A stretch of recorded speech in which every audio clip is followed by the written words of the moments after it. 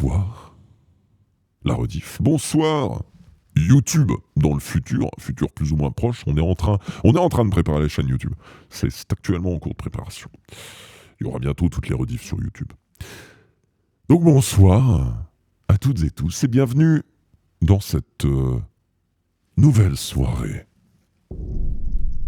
Horrifiques histoires.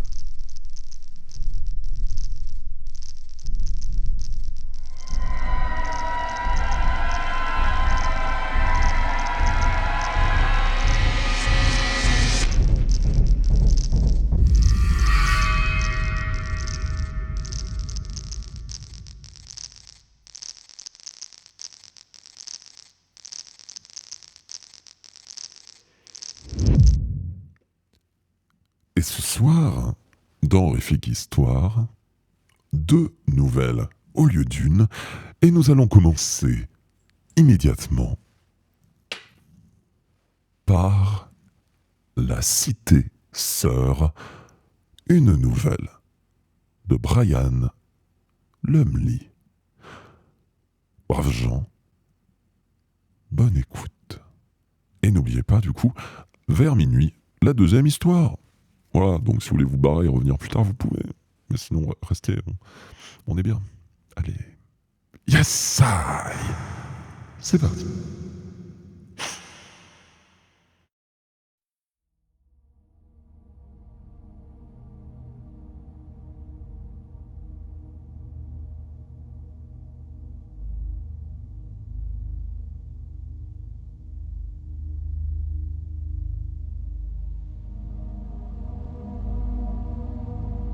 Ce manuscrit constitue l'annexe A du rapport MY 127/52 du 7 août 1952.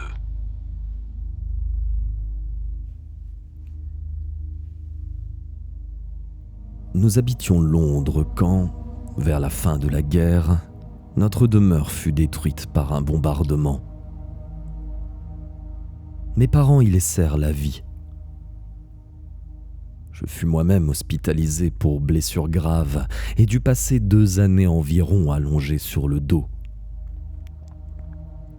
C'est pendant cette période de ma jeunesse, j'avais à peine 17 ans à ma sortie d'hôpital, que naquit cet enthousiasme qui se transforma plus tard en un appétit insatiable pour les voyages, l'aventure et la découverte des vestiges des premiers âges de la Terre.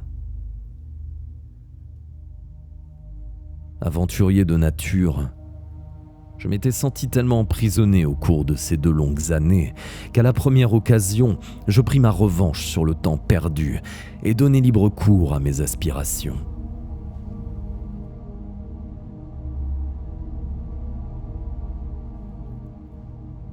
Moi, je pensais que c'est juste que tu me respectais pas, Harmonie. Ça m'aurait pas choqué.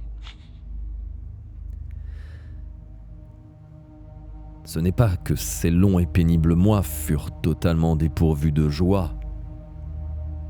Dès que ma santé le permettait, je me précipitais entre 2 opérations à la bibliothèque de l'hôpital. Tout d'abord, pour oublier mon affliction, puis en fin de compte, pour me laisser emporter dans ces mondes de merveilles des fabuleuses 1001 nuits de Walter Scott.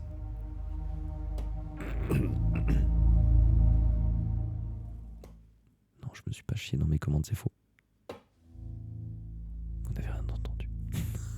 Quel échec. Waouh. Ça faisait au moins 1 an et demi que je m'étais pas chié sur mes commandes. Désolé, c'est terrible. Ce soir, c'est compliqué.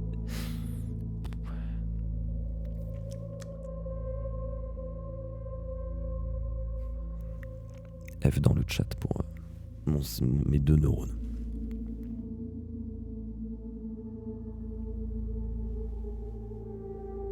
En plus de l'envoûtement intense qu'il me procurait, ce livre m'aidait à oublier les rumeurs qui circulaient à mon sujet dans les salles de l'hôpital. J'étais différent. Les docteurs avaient soi-disant trouvé quelque chose d'anormal dans ma constitution physique.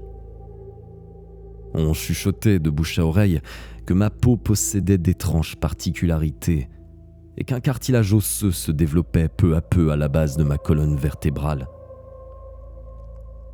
On s'étonnait aussi de ce que mes doigts et mes orteils fussent légèrement palmés. Comme en plus, je n'avais pas le moindre cheveu ou poil sur le corps, je devins rapidement l'objet de nombreux regards détournés.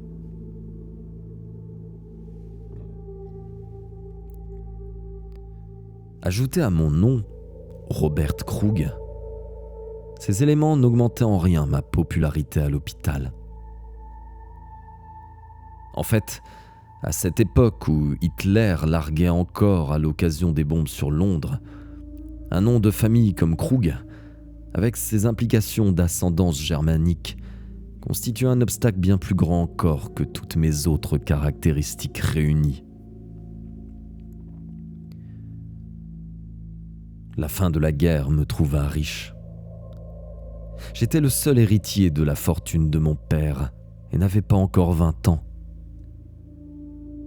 Si j'avais abandonné loin derrière moi les djinns, les ghouls et les récits de Scott, c'était cependant pour retourner au même type de sensations ressenties dans les 1001 nuits par la lecture de Fouilles des sites sumériens de Lloyd. C'est ce livre qui fut le principal responsable de la fascination que j'éprouvais dès lors pour les mots magiques de « cité perdue ». Au cours des mois suivants, à dire vrai, tout au long des années formatives qui me restaient, l'ouvrage de Lloyd resta pour moi un événement marquant. Un nombre considérable de volumes de la même veine lui succédèrent. Je me plongeai avec avidité dans le Ninive et Babylone de Layard, ainsi que dans les premières aventures perses et la Susiane et la Babylonie. Je m'étendis longuement sur des œuvres telles que Naissance et progrès de l'Assyriologie de Budge, sans parler des Voyages en Syrie et en Terre Sainte de Burckhardt. Les contrées légendaires de Mésopotamie n'étaient pas seules à me captiver. Les cités imaginaires de Shangri-La et Épiros prenaient place à côté des réalités de Mycène, Knossos, Palmyre et Thèbes.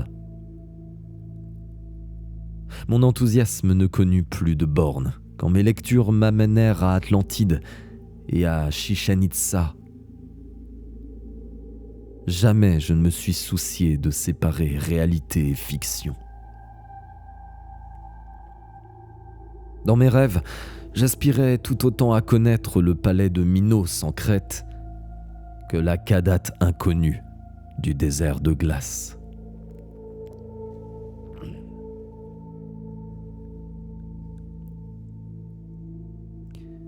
La lecture de plusieurs documents sur l'expédition africaine de Sir Amri Wendy Smith à la recherche de Gaarn, la cité morte, me confirmèrent que certains mythes et légendes ne sont pas fort éloignés de la réalité historique.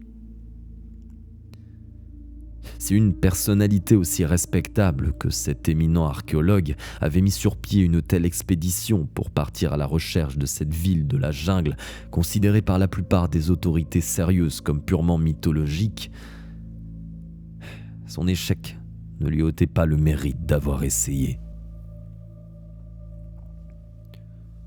Alors que d'autres avaient ridiculisé ce personnage rustre, cet explorateur fou qui était revenu seul des jungles du continent noir, moi par contre, j'avais plutôt tendance à adopter, voire surpasser ces idées saugrenues. C'est ainsi que l'on considérait ces théories.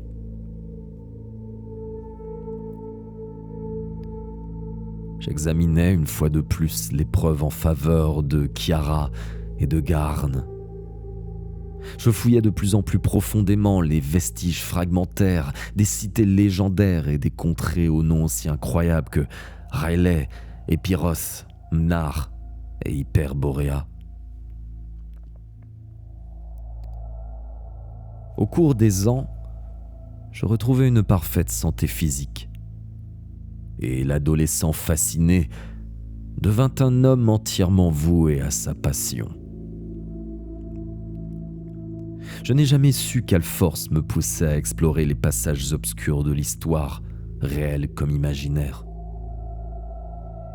Je savais seulement qu'il y avait quelque chose de fascinant pour moi à redécouvrir ces anciens mondes de rêves et de légendes.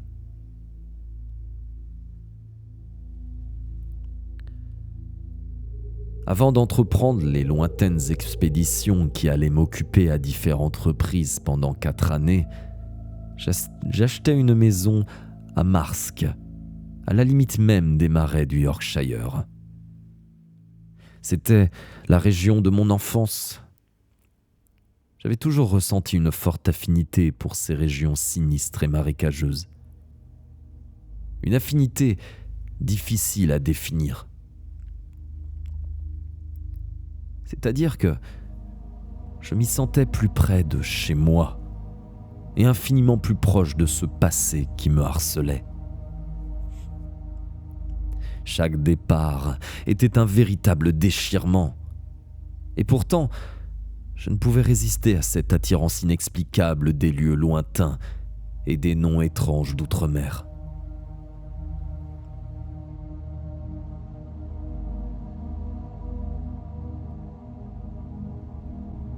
Je visitais, pour commencer, les pays proches, ignorant les contrées de mes rêves.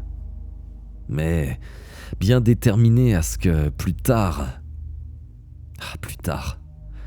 l'Égypte aux 1000 mystères, la pyramide en escalier à Rodan de Djoser à Saqqara, le chef-d'œuvre d'Imhotep, les antiques mastabas, les tombes où dorment les rois depuis des siècles, la pyramide de Snéferu,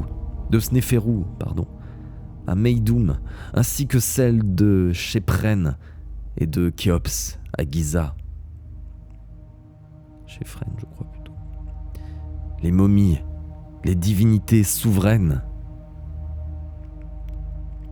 Malgré toutes ces merveilles, l'Égypte ne put me retenir longtemps. Khéphren, oui, bon d'accord. Nécourt et sa connaissance historique qui me met à l'amende à chaque fois.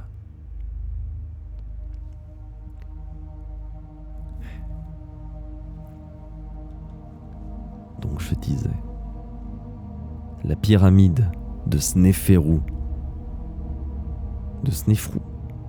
Il y a un E quand même, c'est bizarre votre truc. Donc la pyramide de Snéferu à Meidoum, je ne sais pas, ainsi que celle de Khéphren et de Khéops à Giza, les momies, les divinités souveraines.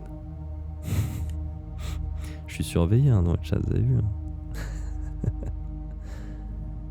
Écoutez, moi c'est des noms que je découvre, donc j'improvise.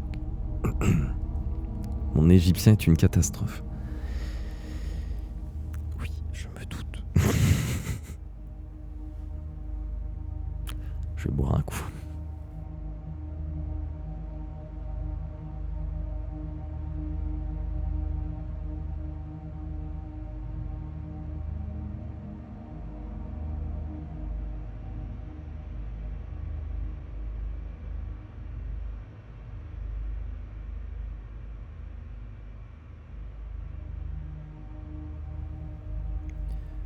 Non mais du coup vous avez la confirmation que je ne lis pas ces livres avant de vous les lire.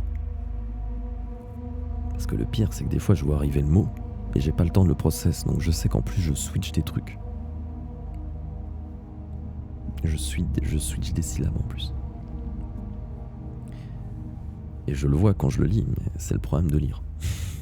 C'est que je peux pas m'arrêter. Khéphren un peu, je t'en foutrais. Si seulement. Quoi de neuf ? Bah quoi de neuf, je galère. Je pensais bien résumer. Et quoi de neuf ? Évidemment, horrifique histoire format shorts. Allez découvrir, dernier épisode demain. Avant d'en commencer des nouveaux évidemment. N'hésitez pas.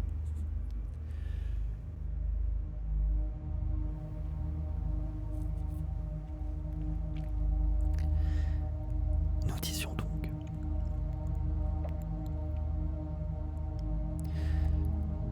Malgré toutes ces merveilles, l'Égypte ne put me retenir longtemps. Ma peau ne supportait pas la chaleur et le sable. Elle s'était rapidement tannée et devint rugueuse en une nuit. La Crète, nymphe de la Méditerranée d'azur, Thésée et le Minotaure, le palais de Minos à Knossos. Quoi de plus merveilleux? Hélas, ce que je cherchais devait être ailleurs. Salamine et Chypre, et leurs nombreux vestiges de civilisations passées, ne me retinrent chacune qu'un mois à peine. C'est cependant à Chypre que je découvris une nouvelle aptitude physique. Mes étranges capacités sous l'eau. À Famagouste, je me liai d'amitié avec un groupe de plongeurs sous-marins. Ils plongeaient tous les jours à la recherche d'amphores et d'autres objets du passé, au large des ruines de Salonique, sur la côte sud-ouest. Et je pouvais rester sous l'eau 3 fois plus longtemps que le meilleur d'entre eux, et nager plus loin sans l'aide de palmes ni de bouteilles oxygénées. Au début, cette singularité provoqua leur étonnement. Après quelques jours cependant, je remarquai qu'ils évitaient tout contact avec moi. Ils ne s'inquiétaient pas de l'absence complète de système pileux sur mon corps, ni des membranes qui semblaient s'être allongées entre mes orteils et mes doigts. Mais ils se méfiaient de la protubérance qui apparaissait à l'arrière, au bas de mon costume de bain, et n'acceptaient surtout pas la facilité avec laquelle je conversais avec eux dans leur propre langue, sans avoir jamais étudié le grec de ma vie.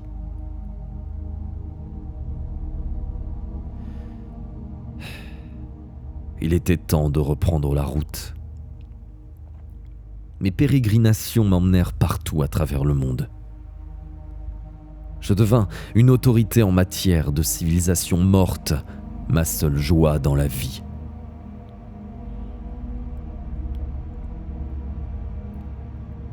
C'est alors que, à Fétry, j'entendis parler pour la première fois de la cité sans nom. Tout au fond du désert d'Arabie repose la cité sans nom. Elle n'est plus que ruine et le sable, au cours des millénaires, a presque recouvert ses murs. C'est ici que rêva le poète fou, Abdul al-Azred, la nuit où il chanta cet inexplicable couplet.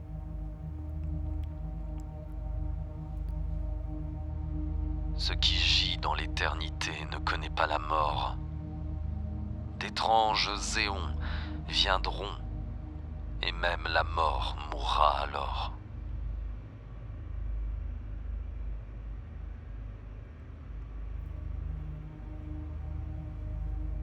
Mes guides arabes pensèrent que j'étais fou, moi aussi, lorsque, ignorant leurs avertissements, je m'obstinais néanmoins à chercher la cité diabolique.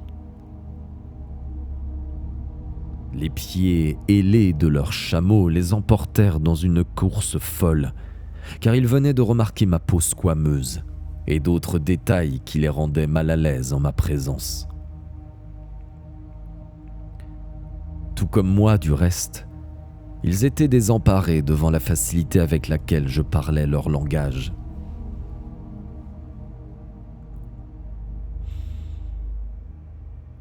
Qu'ai-je vu et fait à Karacher? Inutile de le relater. Il suffit de dire que j'y ai appris des choses qui se sont emparées de mon subconscient.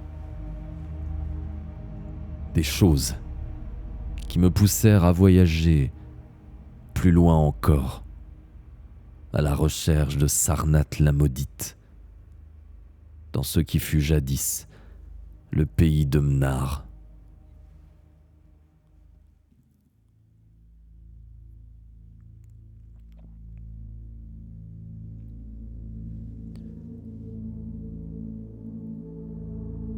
Aucun être humain ne connaît l'emplacement de Sarnath. Et c'est mieux ainsi. Vous comprendrez donc que je passe sous silence mes expéditions consacrées à la recherche de cette cité et les difficultés auxquelles je me heurtais à chaque étape de ma longue route.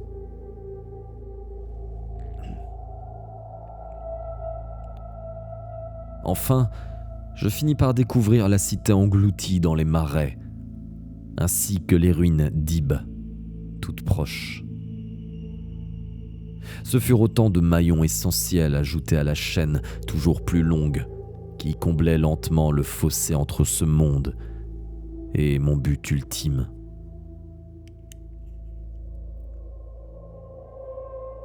Quant à moi, je ne savais que penser. Désorienté, j'ignorais le lieu ou la nature de cette destination.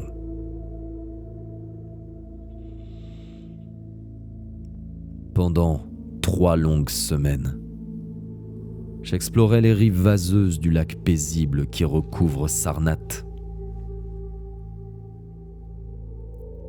À la fin, n'y tenant plus, poussé par une force irrésistible, j'eus une nouvelle fois recours à mes curieuses capacités aquatiques et me mis à fouiller le fond de cet hideux marais.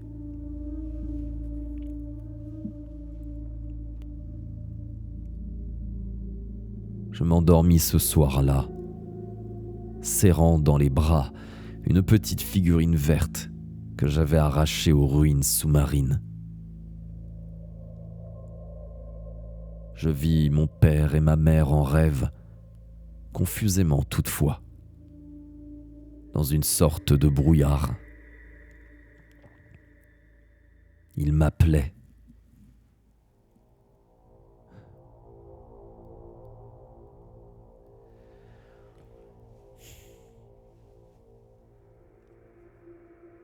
Toute la journée suivante, je la passais dans les ruines centenaires d'Ib. Au moment de partir, je découvris une pierre gravée qui me donna ma première preuve tangible. Le plus incroyable était que je pouvais lire les caractères inscrits sur ce vieux pilier altéré par les siècles.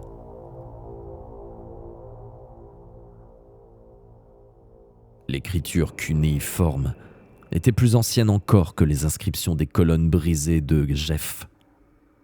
Ou Gef, je sais pas. Vous me direz Négour et Ghibli.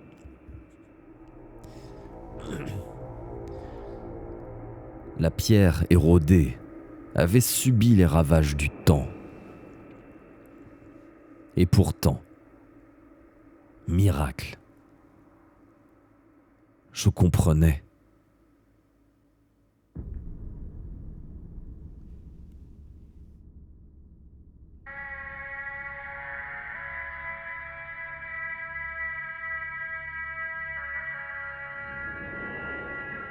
Il n'était pas question du mode de vie des anciens habitants d'Ib ou de ceux de Sarnath, morts il y a si longtemps. La pierre racontait seulement la destruction des êtres d'Ib par les hommes de Sarnath et du sort réservé par la suite à Sarnath. C'était au dieu d'Ib que cette malheureuse cité devait son destin. Malheureusement, pas la moindre indication n'était fournie sur les dieux eux-mêmes. Et bonne nuit Alchiax, merci d'avoir été là. Et pour leur harmonie.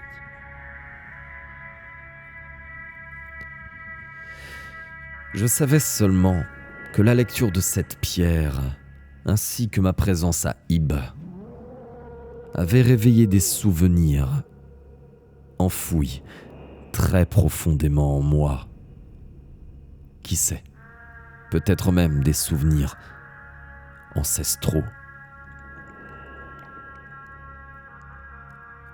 Je fus une fois de plus la proie de ce sentiment que je ressentais si fortement dans les marais du Yorkshire. Je me sentais près de chez moi. Puis, comme j'écartais d'un pied paresseux les joncs à la base de la colonne, de nouvelles inscriptions ciselées apparurent. Une fois le limon enlevé, je poursuivis ma lecture. Il n'y avait que quelques lignes. Pourtant, elles me donnaient la clé.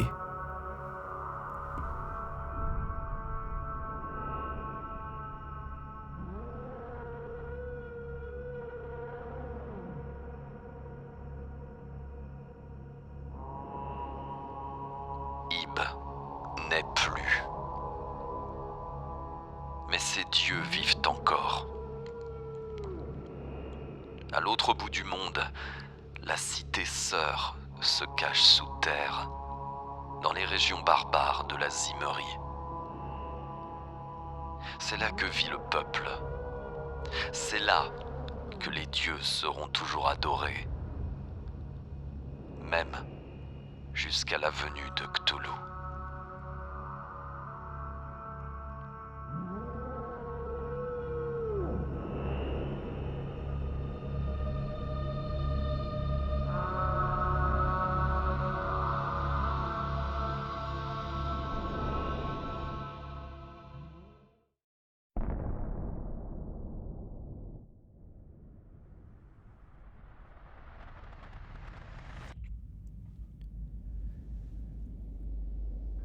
De nombreux mois plus tard, je trouvai enfin au Caire un homme versé dans les connaissances anciennes, une autorité en matière d'antiquités maudites, de contrées préhistoriques et de légendes. Ce sage homme n'avait jamais entendu parler de la Zimmerie, mais croyait, par contre, savoir qu'une contrée avait jadis porté un nom fort semblable.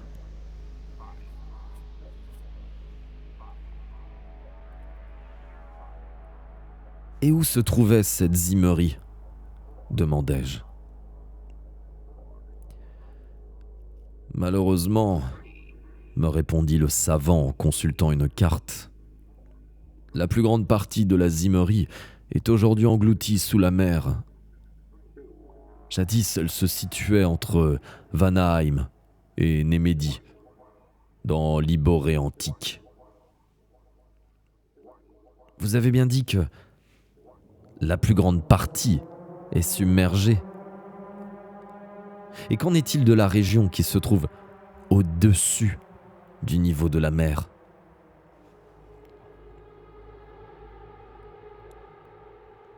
Peut-être l'anxiété qui perçait dans ma voix provoqua-t-elle le regard curieux qu'il me lança. Peut-être était-ce à nouveau simplement dû à mon étrange aspect. Le soleil implacable des pays du Sud avait encore durci davantage ma peau imberbe, et je ne pouvais plus dissimuler les puissantes membranes qui reliaient mes doigts.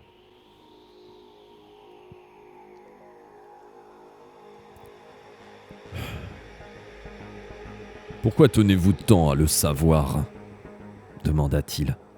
« Que cherchez-vous ?»« Mon pays, » répondis-je d'instinct, sans savoir ce qui m'avait poussé à le dire. « Oui, » reprit-il en me scrutant de près. « C'est bien possible. Vous êtes anglais, n'est-ce pas ? Puis-je vous demander de quelle région vous venez ? » Du nord-est, dis-je, pensant subitement à mes marécages. Pourquoi cette question ? Mon pauvre ami, Vous avez cherché en vain, expliqua-t-il en souriant. Zimmery, ou ce qu'il en reste, enveloppe toute cette région nord-est de l'Angleterre, votre pays. Ironie du sort. Pour trouver votre pays, vous l'avez quitté.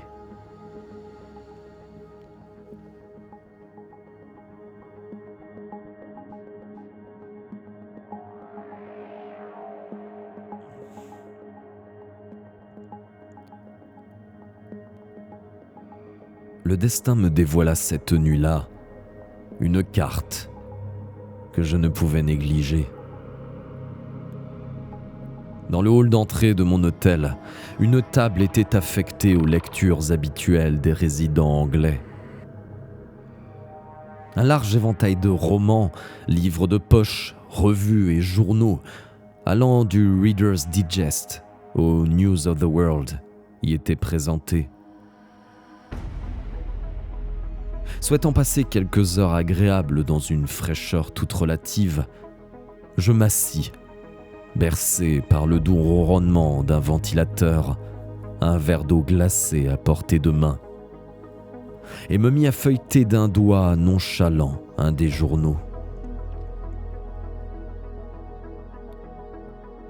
Soudain, au détour d'une page, une photo et un article retinrent mon attention et, après un examen attentif, me déterminèrent à prendre un billet pour le prochain vol à destination de Londres. La photo était de mauvaise qualité, certes, mais assez claire cependant pour que je puisse reconnaître une petite figurine verte. La réplique exacte de celle que j'avais trouvée dans les ruines de Sarnath, au fond du paisible marais.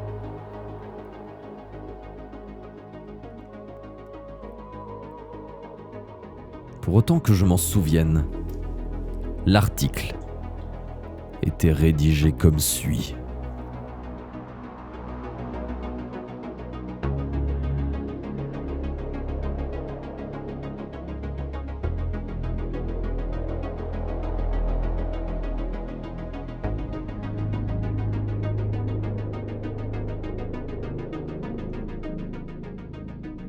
Monsieur Samuel Davis, 17 Eddington Crescent, Radcar, a trouvé ce merveilleux vestige du passé, voir ce photo ci-dessus, dans un cours d'eau dont la seule source connue se situe dans la paroi de la falaise de Sarby-on-the-Moors.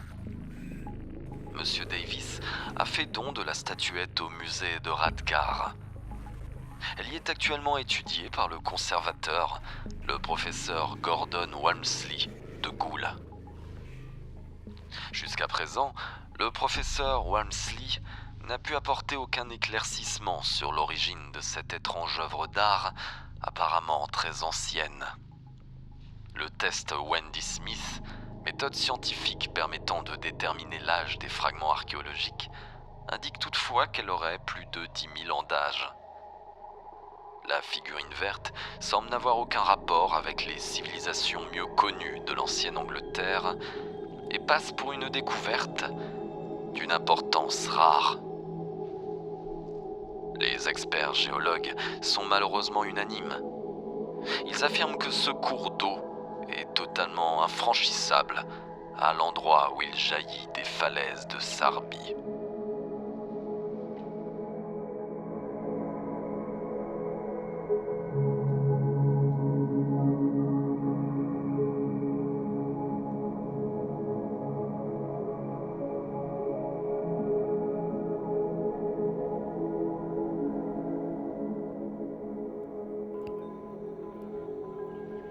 Le jour suivant, je m'endormis 1 heure peut-être dans l'avion et vis une seconde fois mes parents en songe.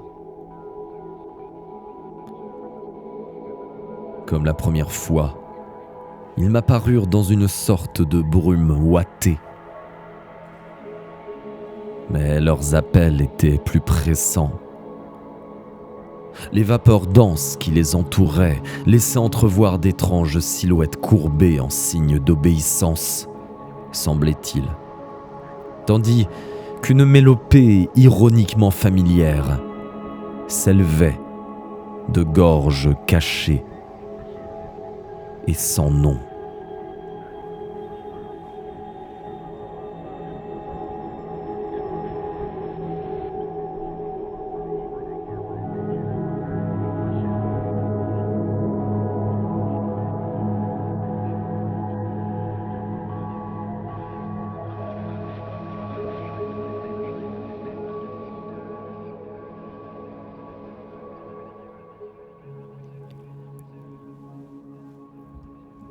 J'avais envoyé du Caire un télégramme à ma gouvernante, l'informant de mon retour.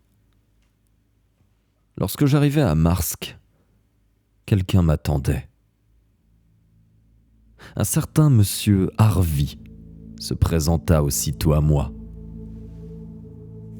Il appartenait à la compagnie Johnson & Harvey et me tendit une grande enveloppe cachetée. Elle m'était adressée de la main de mon père. Monsieur Harvey m'expliqua qu'il avait reçu pour instruction de me remettre cette enveloppe le jour de mes 21 ans.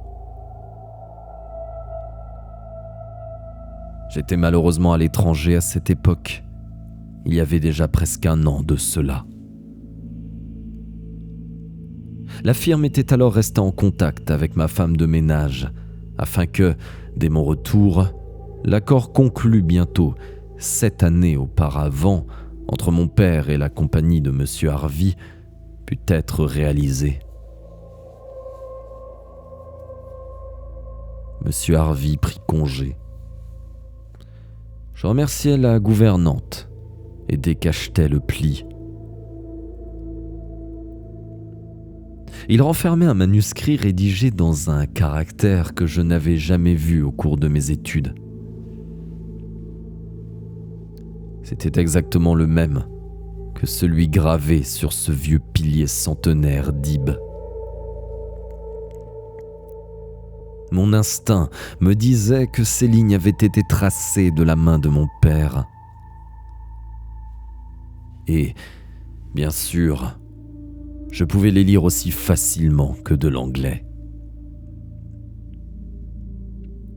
Tant par la diversité que par l'ampleur de son contenu, le texte tenait plus du manuscrit que de la lettre. Je n'ai d'ailleurs pas l'intention de le reproduire dans son intégralité. Cela me demanderait trop de temps. De plus, l'allure à laquelle se déroule le premier changement ne me le permettrait plus. Je ne résumerai donc que les principaux points qui retinrent mon attention.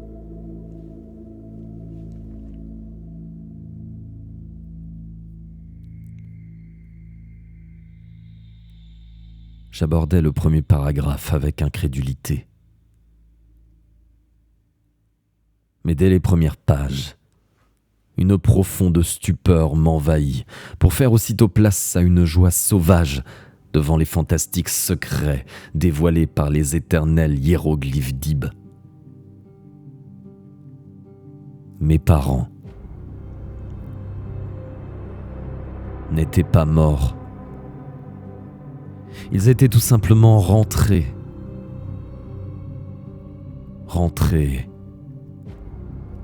à la maison.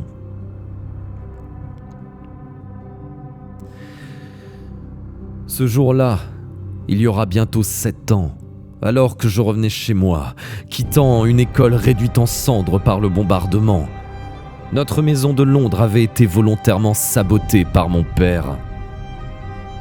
Il avait placé une puissante charge d'explosifs et l'avait amorcée pour qu'elle explose au retentissement de la première sirène de raid aérien. Mes parents s'en étaient alors retournés, à l'insu de tous, dans leur marécage. Je réalise à présent qu'ils n'avaient pas prévu mon retour ce jour-là, puisque j'étais pensionnaire. Mais l'explosion avait libéré les élèves. Maintenant encore, ils ne doivent toujours pas se douter que j'étais arrivé chez nous à l'instant précis où les radars de défense des services militaires anglais avaient repéré les points ennemis dans le ciel.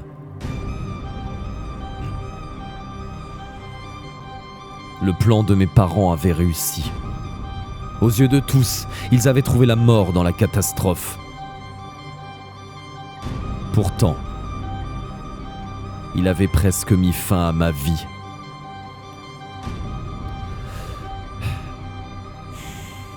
Quand je pense que, moi aussi, je les avais crus morts depuis ce jour. Mais pourquoi avoir eu recours à de tels extrêmes ? Quel secret fallait-il à tout prix cacher aux autres hommes ? Où vivaient mes parents à l'heure actuelle ? Je poursuivis ma lecture. Peu à peu, tout fut dévoilé. Mes parents et moi n'étions pas anglais de naissance. Nous avions quitté notre pays natal pour le Yorkshire lorsque j'avais à peine quelques semaines. Nous venions d'un pays très proche et paradoxalement fort éloigné. La lettre expliquait ensuite que tous les enfants de notre race sont conduits ici en bas âge parce que l'atmosphère de notre patrie ne convient pas à la santé de jeunes êtres. La différence dans mon cas est que ma mère a été incapable de se séparer de moi. C'est là tout l'atroce de la situation. Alors que les enfants de notre race doivent grandir loin de leur pays, les adultes ne peuvent quitter que rarement leur milieu ambiant. Cette restriction est principalement due à leur apparence physique au cours de la plus longue partie de leur vie.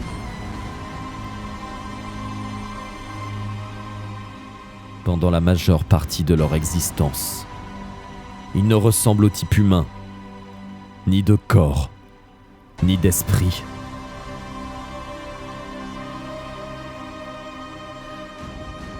En d'autres termes, les enfants doivent être abandonnés sur un seuil de porte, à l'entrée d'un orphelinat, dans des églises ou dans tout autre endroit où ils seront recueillis et soignés. Au cours des premières années, seules d'infimes différences se manifestent entre ma race et celle des hommes. En lisant, je me remémorais les contes merveilleux que j'aimais tant jadis, où ghouls, fées et autres créatures fabuleuses abandonnaient leurs petits aux hommes pour qu'ils les élèvent et volaient à leur tour des enfants pour les éduquer à leur image.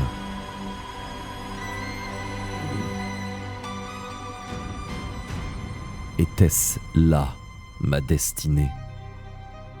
Allais-je devenir vampire ?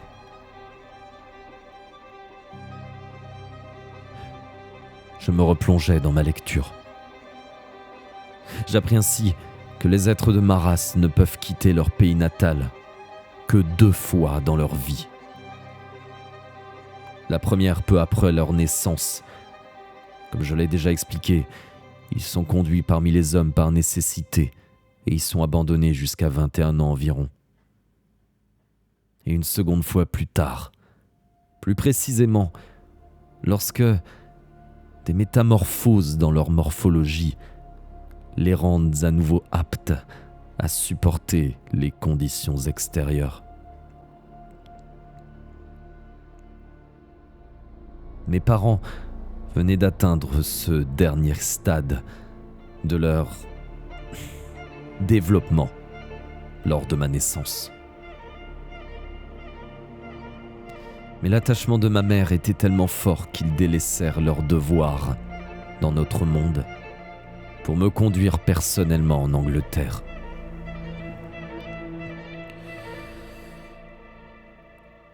Là, Ignorant les lois, ils demeurèrent avec moi.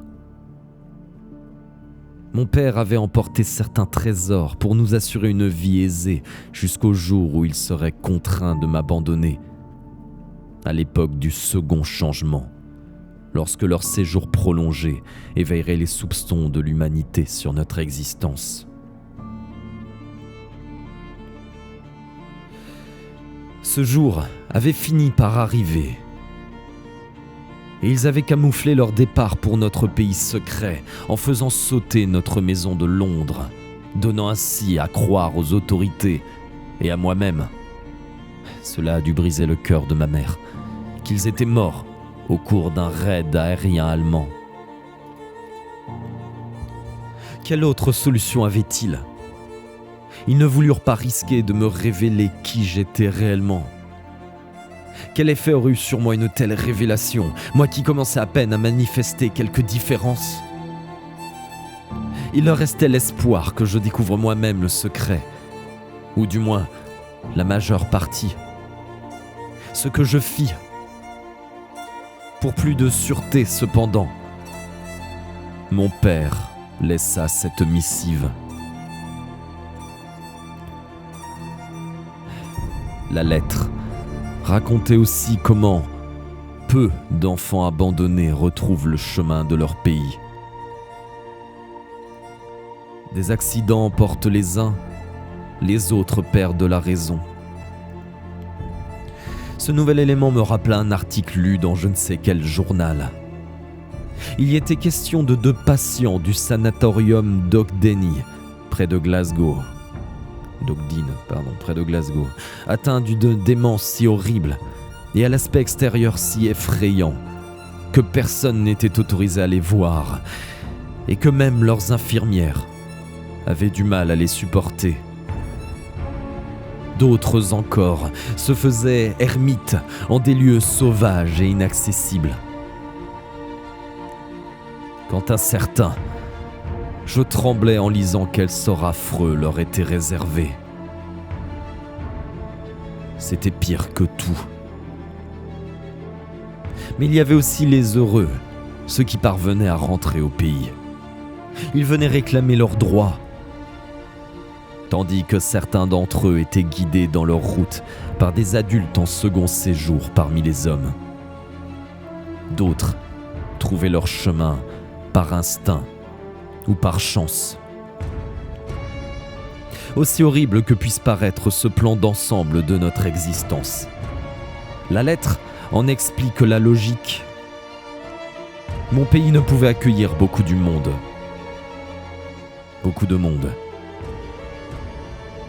Dès lors, ces risques de folie dus à nos changements physiques inexplicables, les accidents et ces autres sorts dont j'ai parlé forment un système de sélection par lequel seuls les plus aptes de corps et d'esprit retournent dans leur pays natal.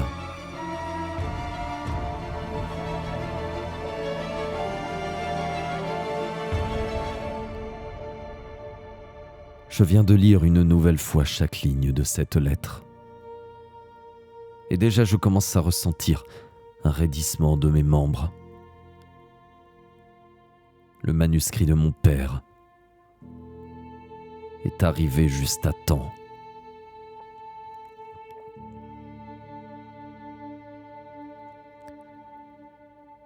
Depuis longtemps, j'étais préoccupé par l'accentuation croissante de mes différences. À présent, les membranes de mes mains atteignent les premières articulations. Quant à ma peau, elle est devenue étonnamment épaisse, rugueuse et ictique. La courte queue à la base de ma colonne vertébrale n'est plus une protubérance. Elle est devenue un membre supplémentaire.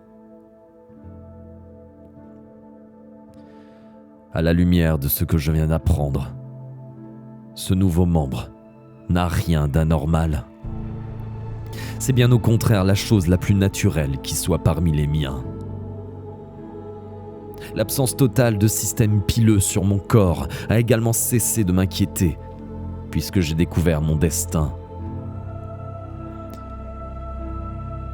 Je suis différent des hommes. C'est exact. Mais n'est-ce pas là le cours normal des choses ? Je ne suis pas un homme.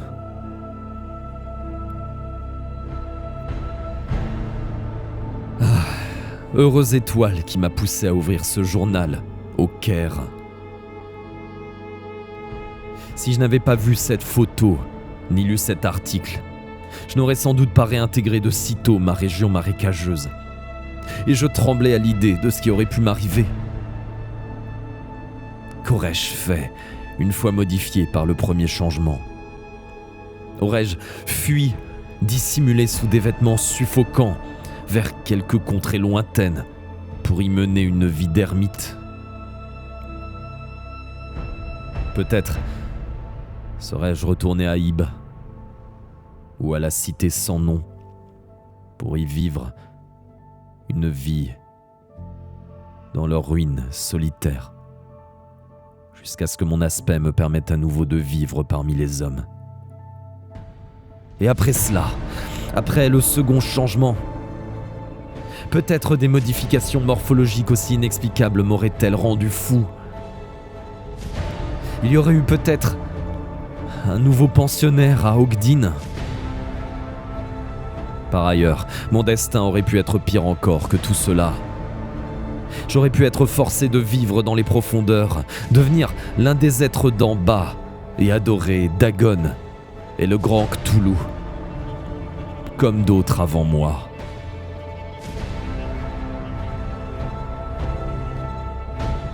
Mais non. La clémence du sort, les connaissances accumulées lors de mes lointains séjours et le document de mon père m'ont épargné toutes ces horreurs qu'ont vécues d'autres créatures de ma race. Je vais retourner à la cité sœur d'Ib, à Liyib, au pays de ma naissance, enfoui sous les marécages du Yorkshire. C'est de ce pays que provient la figurine verte qui me ramena à ses rivages. Cette figurine qui est la répétition exacte de celle que j'ai trouvée dans le lac de Sarnath. Je retournerai et serai adoré par ceux dont les frères moururent à Ibe, il y a des siècles, sous la lance des hommes de Sarnath. Ceux qui sont si précisément dépeints sur les cylindres rouges de Kadateron, ceux qui chantent sans voix dans les abysses. Je retourne à Liyib. Et merci beaucoup, Pelt10, pour ton follow. Bienvenue. On va démarrer très bientôt une nouvelle histoire en plus. Maintenant encore, j'entends la voix de ma mère. Elle m'appelle comme elle avait coutume de le faire lorsqu'enfant, je parcourais ces mêmes marécages. Bob, petit beau, où es-tu ? demandait la voix. Elle m'appelait souvent Beau et riait lorsque je lui demandais pourquoi. Mais pourquoi pas ? Beau ne me convenait-il pas ? Robert, Bob, Beau. Quel aveugle ai-je été ? Jamais, pas même vers la fin, je n'ai remarqué que mes parents n'étaient pas tout à fait comme les autres gens. Mes ancêtres n'avaient-ils pas été adorés dans la pierre grise d'Ib avant la venue des hommes, au premier jour de l'évolution de la Terre ? J'aurais dû deviner mon identité le jour où je découvris cette figurine dans la vase. Ses traits étaient comme seront les miens après le premier changement. Sur la base était gravé en caractère ancien d'Ib, caractère que je pouvais lire car il faisait partie de ma langue maternelle, précurseur de toutes les langues. Mon propre nom. Beau Krug. dieu lézard, du peuple d'Ib et de Lib, la cité sœur.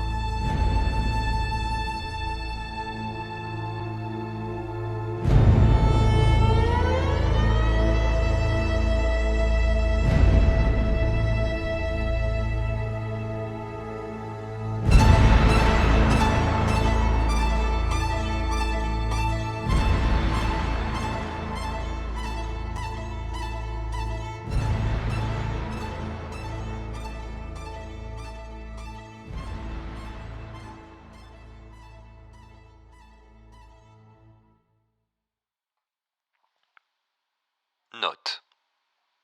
Monsieur, à ce manuscrit annexe A de mon rapport était joint une courte lettre d'explication adressée à la CMNE de Newcastle et reproduite comme suit.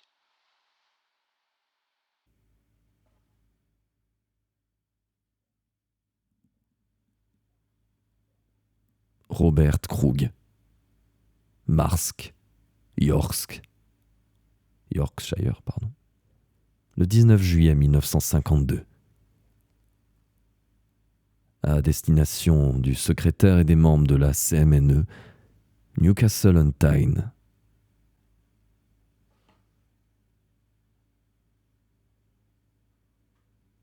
Mesdames et messieurs les directeurs de la compagnie minière Nord-Est, c'est au cours d'un voyage à l'étranger que j'ai pris connaissance dans une revue scientifique de vulgarisation de votre projet des marécages du Yorkshire, dont le début des travaux est prévu pour l'été prochain. Je me suis aussitôt décidé à vous écrire. Vous proposez de forer très profondément dans les marais afin de provoquer des explosions souterraines et espérer ainsi créer puis exploiter des poches de gaz qui figureront à l'actif des ressources naturelles du pays. Je proteste. Il est en effet vraisemblable que cette entreprise envisagée par vos conseillers scientifiques entraînerait la destruction de 2 races primitives douées d'intelligence. C'est pour éviter leur destruction que je me sens contraint d'enfreindre leurs lois et de vous dévoiler leur existence ainsi que celle de leurs serviteurs. Si je vous raconte toute mon histoire, vous comprendrez, me semble-t-il, que mes protestations sont fondées. Après la lecture du manuscrit ci-joint, j'ose espérer que vous suspendrez définitivement vos projets d'exploitation. Signé Robert Krug.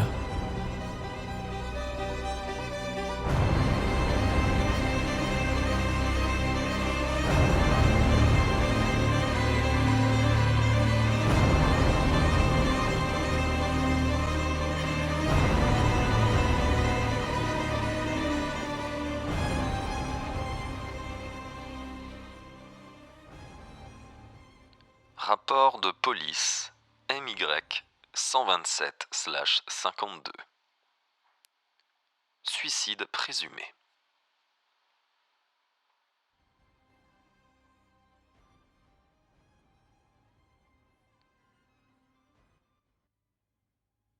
Monsieur, j'ai à vous faire rapport des faits suivants.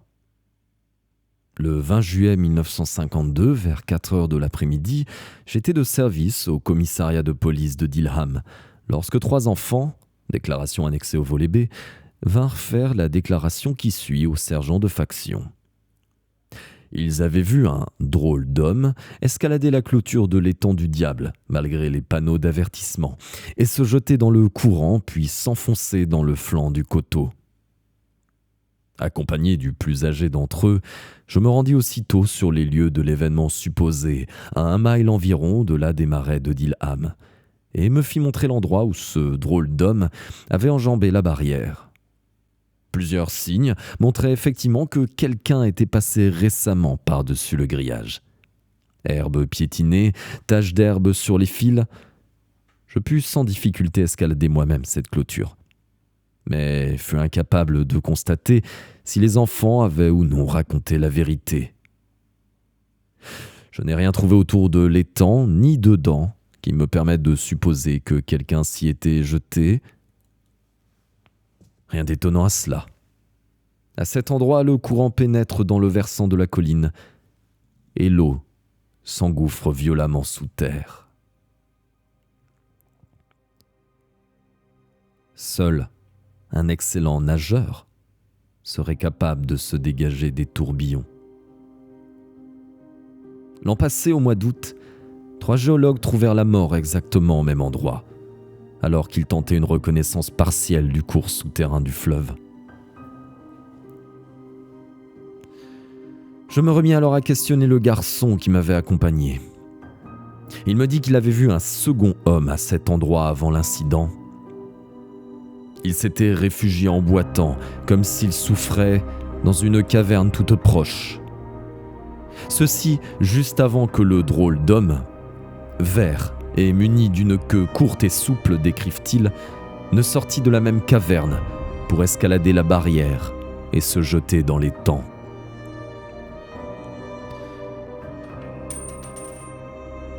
Lorsque j'inspectais la dite caverne, je trouvais une sorte de dépouille d'animal ouvert le long des bras et des jambes et au travers du ventre, à la manière des trophées de chasseurs de gros gibier. Cet objet était soigneusement roulé dans un coin de la caverne et se trouve à présent dans la pièce des objets perdus du commissariat de police de Dilham. À côté de la dépouille, un ensemble complet de vêtements de bonne qualité était plié. Dans la poche intérieure du veston, je trouvais un portefeuille contenant 14 livres en billets d'1 livre et une carte de visite avec l'adresse d'une maison à Marske, 11 Sunderland Crescent. Les vêtements ainsi que le portefeuille se trouvent également dans la salle des objets perdus.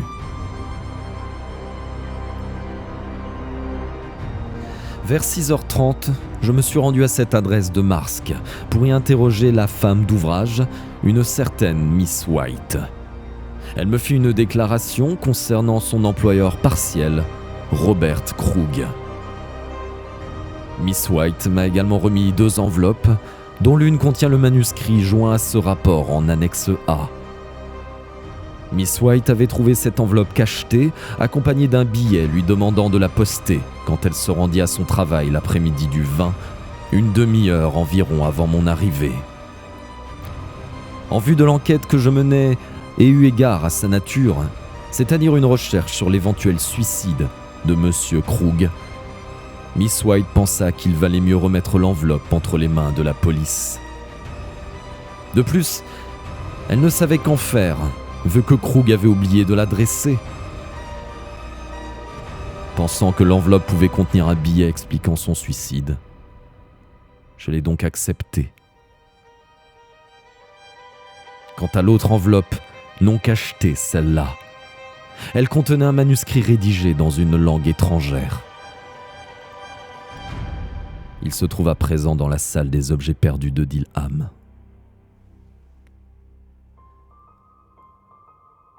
Au cours des 2 semaines qui suivirent ce suicide présumé, je tentai tout ce qui était en mon pouvoir pour retrouver Robert Krug. Je n'ai pu trouver la moindre preuve permettant de croire qu'il est toujours en vie. Ceci, plus le fait que les vêtements trouvés dans la caverne ont été identifiés par Miss White comme étant ceux que portait Krug le soir de sa disparition, m'ont déterminé à demander que mon rapport soit classé dans les dossiers non résolus et que Robert Krug soit porté disparu. Sergent J.T. Miller, Dilham, Yorkshire.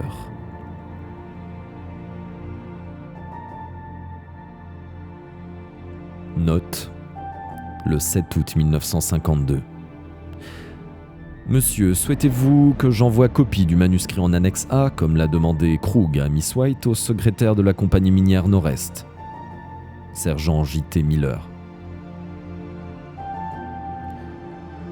Inspecteur I.L.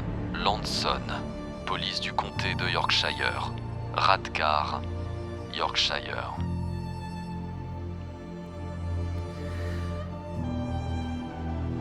Cher sergent Miller, suite à votre note du 7 courant, je vous prie de ne plus rien entreprendre au sujet de l'affaire Krug.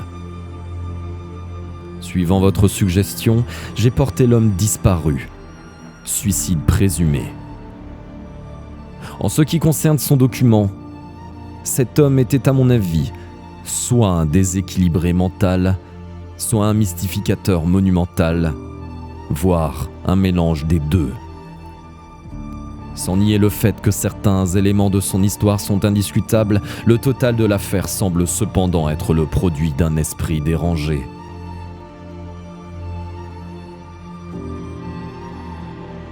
Entre-temps, j'attends la suite de votre rapport sur le nouveau cas. Je fais ici allusion au nourrisson trouvé sur un banc d'église à Ely-on-the-Moor, en juin dernier. Comment allez-vous retrouver la mère ?